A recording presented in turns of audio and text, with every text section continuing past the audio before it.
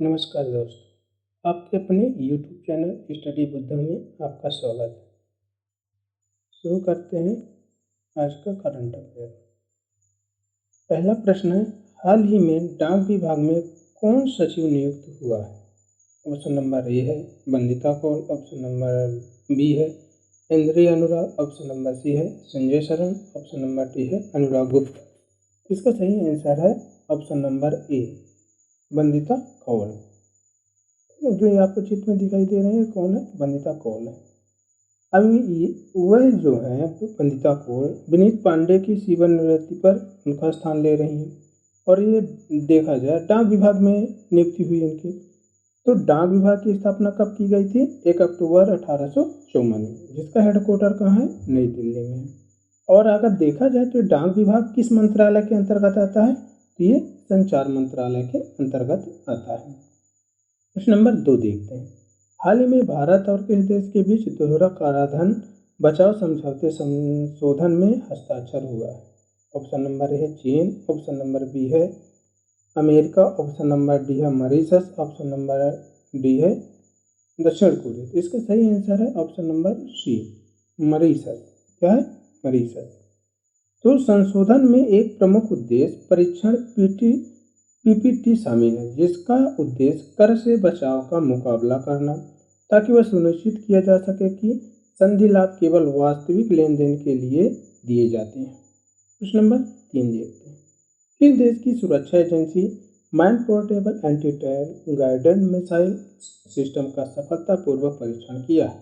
Option number है Bharat, option number B है America, option number D है जापान, ऑप्शन नंबर सी है Japan, option number D है France.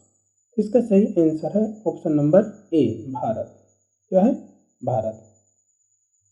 तो ये डीआरडीओ और भारतीय सेना ने स्वदेशी रूप से डिजाइन किया है और इसको विकसित भी किया है, जिसका नाम है man portable anti tank guided missile हथियार प्रणाली का सफलतापूर्वक परीक्षण किया। और ये MPATGM हथियार प्रणाली का एक व्यापक समाधान है, जिसमें MPATGM मिसाइल लॉन्चर, लक्ष्य अधिग्रहण प्रणाली और अग्नि नियंत्रण इकाई भी शामिल है। अब देखते हैं इसमें एक शब्द है डीआरडीओ। डीआरडीओ का फुल फॉर्म क्या होता है? Defence research and development organisation, जिसकी स्थापना कहाँ हुई है? इसकी स्थापना 1958 को हुई है, जिसका हेडक्वार्टर कहाँ है? नई दिल्ली है। और इसके कार्यकारी अध्यक्ष कौन है? समीर बी कामत जी हैं। अगर इसमें देखा जाए डीआरडीओ में, तो इसका एक सिद्धांत भी होता है, जिस सिद्धांत पे ये काम करता है। तो इसमें संस्कृत में लिखा होता है बलस्य मूलम विज्ञानम, यानी शक्ति की उत्पत्ति विज्ञान में ही है। प्रश्न नंबर 4 देखते हैं, हाल ही में किस देश को उपहार में 35 एम्बुलेंस और 66 स्कूल बसें दी गई हैं? ठीक है, इसमें ऑप्शन नंबर है नेपाल, ऑप्शन नंबर बी है जापान, ऑप्शन नंबर सी है भूटान और ऑप्शन नंबर डी है म्यांमार। तो इसका सही आंसर है ऑप्शन नंबर ए। इसका सही आंसर क्या है? ऑप्शन नंबर ए। इसका सही आंसर है ऑप्शन नंबर ए। इसका सही आंसर है ऑप्शन नंबर ए, नेपाल। तो नेपाल के बारे में अब देखते हैं। तो नेपाल में भारत के राजदूत नवीन श्रीवास्तव ने नेपाल के वित्त मंत्री वर्षमान पूर्ण की उपस्थिति में वाहनों की चाबियां सौंपी है। और इसमें 2 भूकंपी प्रभावित जिले भी शामिल, जिसमें जाजरकोट और पश्चिम रुकुम को भी दिया गया। अगर अब नेपाल की बात किया जाए तो नेपाल की राजधानी क्या है? काठमांडू। और नेपाल की स्थापना कब हुई थी? 25 सितंबर 1768 में। इसके वर्तमान में प्रधानमंत्री कौन है? पुष्प कमल दहाल। और अध्यक्ष कौन है? रामचंद्र पौडेल। प्रश्न नंबर 5 देखते हैं, हाल ही में ऑपरेशन मेघदूत, कौन सा ऑपरेशन मेघदूत अभ्यास किस स्थान में आयोजित किया गया? ऑप्शन नंबर ए है उत्तरी लद्दाख, ऑप्शन नंबर बी है Jammu Kashmir, option number C है हिमाचल प्रदेश और ऑप्शन नंबर डी इनमें से कोई नहीं। इसका सही आंसर है ऑप्शन नंबर ए, उत्तरी लद्दाख।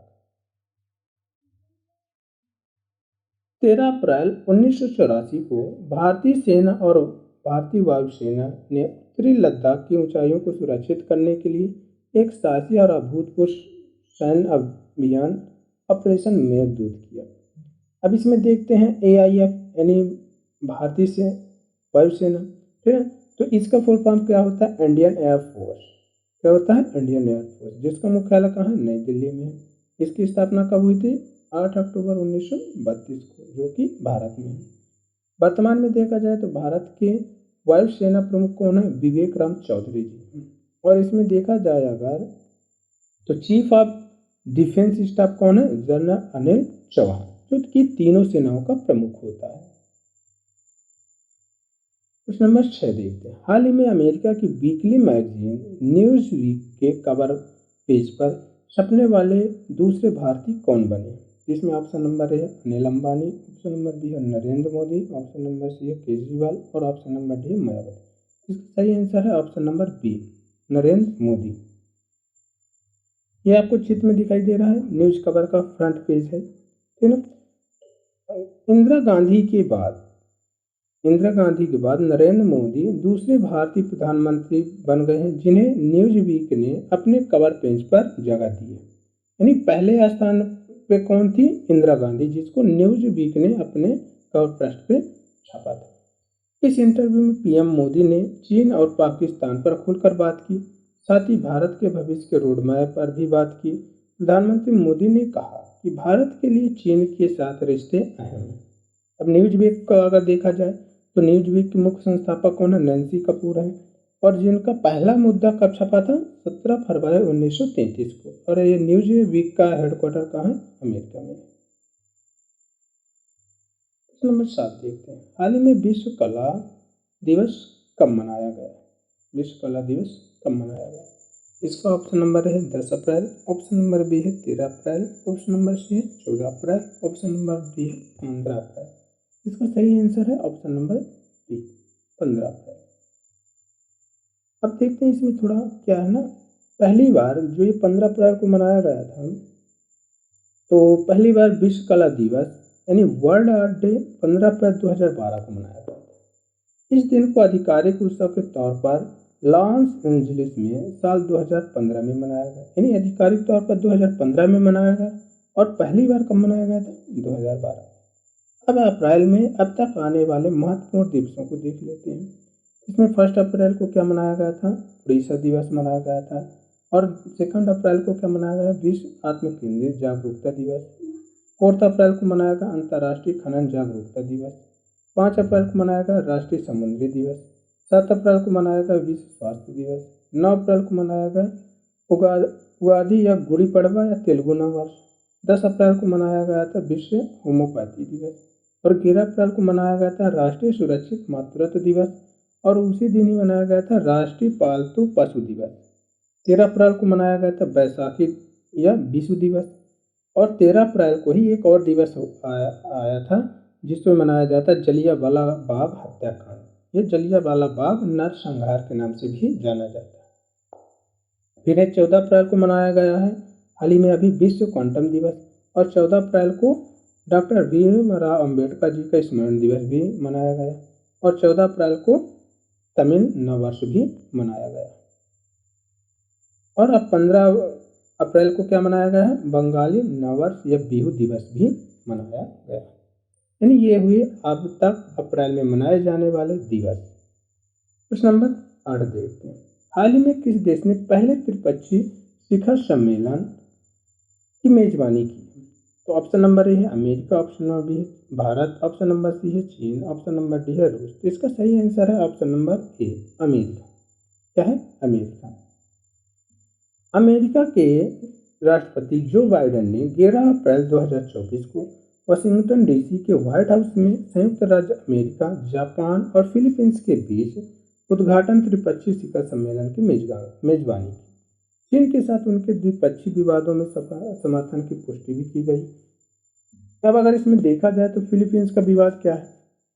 तो चीन और फिलीपींस के बीच तनाव पलावन से लगभग 200 किलोमीटर की दूरी पर स्थित एक थॉमस सोल पर केंद्रित है।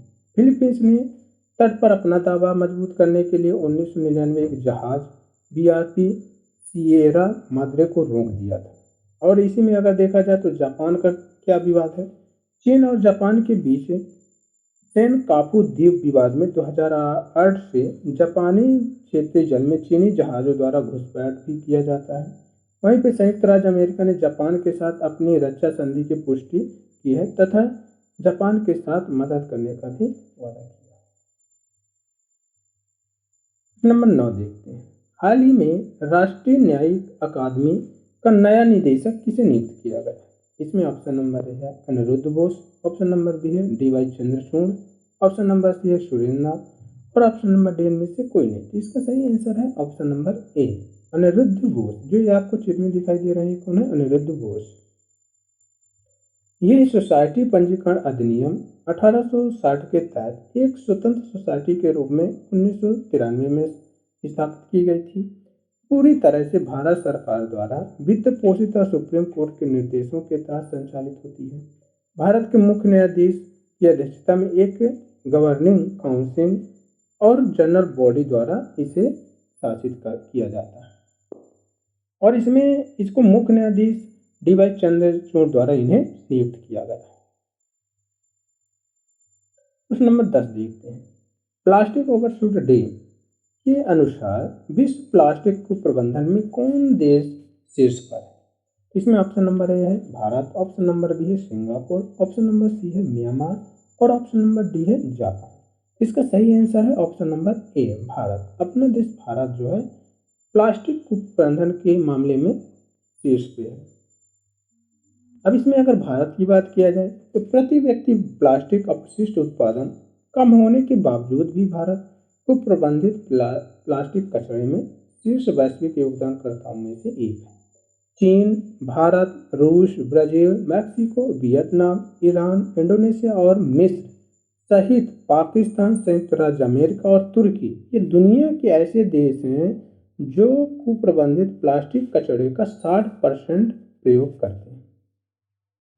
प्रश्न नंबर 13 देखते हैं। हाल ही में सीबीआई के संयुक्त निदेशक के रूप में किसे नियुक्त किया गया? इसमें ऑप्शन नंबर है Anurag Kumar, option number B है Ajay Mittal, option number C है Saurav Kumar, option number D इनमें से कोई नहीं। इसका सही आंसर है option number A Anurag Kumar. जो ये आपको चित्र में दिखाई दे रहे हैं ये कौन है? अनुराग कुमार। अब ये अनुराग कुमार जो है ये कहाँ के? असम मेघालय कैडर 2004 बैच के भारतीय पुलिस सेवा यानी आईपीएस अधिकारी हैं। अपनी नई नियुक्ति से पहले वह गृह मंत्रालय के तहत एक प्रमुख संगठन bureau of police research and development में कार्यरत थे, जो देश भर में पुलिस बलों की दक्षता और प्रभावशीलता में सुधार पर केंद्रित होता है। नंबर 12 देखते हैं। हाल ही में संस्मरण नाइफ के लेखक कौन है? अभी एक संस्मरण आया है नाइफ हाल ही में, तो इसके लेखक कौन है? ऑप्शन नंबर है Kuldeep Raghav, option number B है Chitra Mudgal, option number C है Anshuman Bhagat, option number D है सलमान रुश्दी। इसका सही आंसर है ऑप्शन नंबर डी है सलमान रुश्दी। ये कौन है? सलमान रुश्दी जी हैं। तो सलमान रुश्दी का एक अभी संस्मरण बनकर तैयार हो गया जिसका नाम है knife. Knife a harrowing tale of resilience and the fight for free speech, जो जल्द ही जारी होने वाला है, जिसमें 2022 में एक सार्वजनिक कार्यक्रम में चाकू घोंप दिए जाने के खौफनाक अनुभव का जिक्र किया गया। धन्यवाद। Thanks for watching this video.